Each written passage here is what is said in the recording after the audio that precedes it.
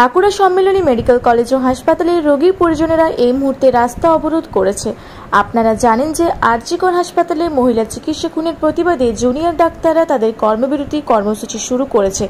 এর ফলে ভর্তি হওয়া রোগীদের ও এমার্জেন্সি বিভাগের চিকিৎসা একেবারে অচল হয়ে পড়েছে।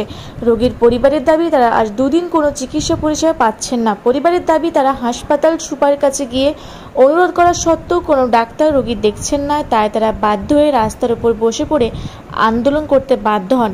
খবর পেয়ে বাঁকুড়া সদর থানার বিশাল পুলিশ বাহিনী এসে পরিস্থিতি আনার চেষ্টা করে হাসপাতাল সুপারের সাথে কথা বলে আগের মতো চিকিৎসা সচল হওয়ার আশ্বাস পাওয়ার পর অবরোধ তুলে নেয়। রোগীর পরিজনদের দাবি, যদি আগামীকাল থেকে চিকিৎসা পরিষেবা সচল না হয় তাহলে আবার তারা পুনরায় রাস্তায় নামতে বাধ্য হবেন।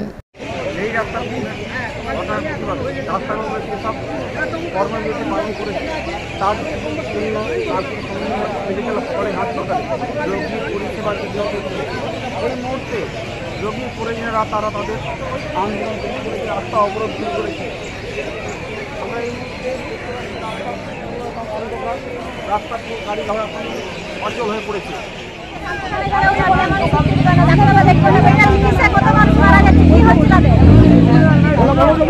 আপনি করতে এসছেন?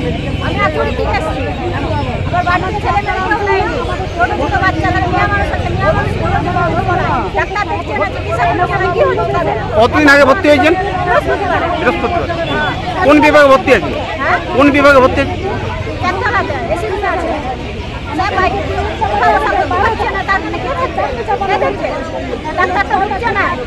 এই মুহূর্তে কি চাইছেন?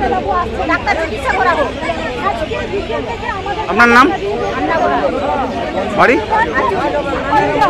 চিকিৎসা হয়, আমরা এটাই চাই, আমরা আর কিছু চাই না। একজনের জন্য এত পেশেন্ট। সিনিয়র ডাক্তার কেউ যাচ্ছে? হ্যাঁ, সিনিয়র ডাক্তার কেউ যাচ্ছে না, ডাক্তার যায় না। নার্সরা বলছে আমরা কিছু করতে পারবো না, ডাক্তার না দেখলে আমরা কিছু করতে পারবো না। তাহলে নার্স থেকে বলতে যাচ্ছি এখানে আমরা কিছু পারবো না, হাতে কিছু নাই, আমরা কি ডাক্তার? আমরা কথাবার্তা বলছি, আমরা ডাক্তার না দেখলে আমরা কেন? আর ডাক্তারদের যেটা হয়েছে ঠিক আছে, ভুল হয়েছে, কিন্তু একজনের জন্য কি পুরো একটা না হসপিটালকে এখন মিস করতে হবে? এটা তো ঠিক না। আপনার নাম? আমার নাম হচ্ছে রামকৃষ্ণ প্রামাণিক। কোথা থেকে এসেছেন?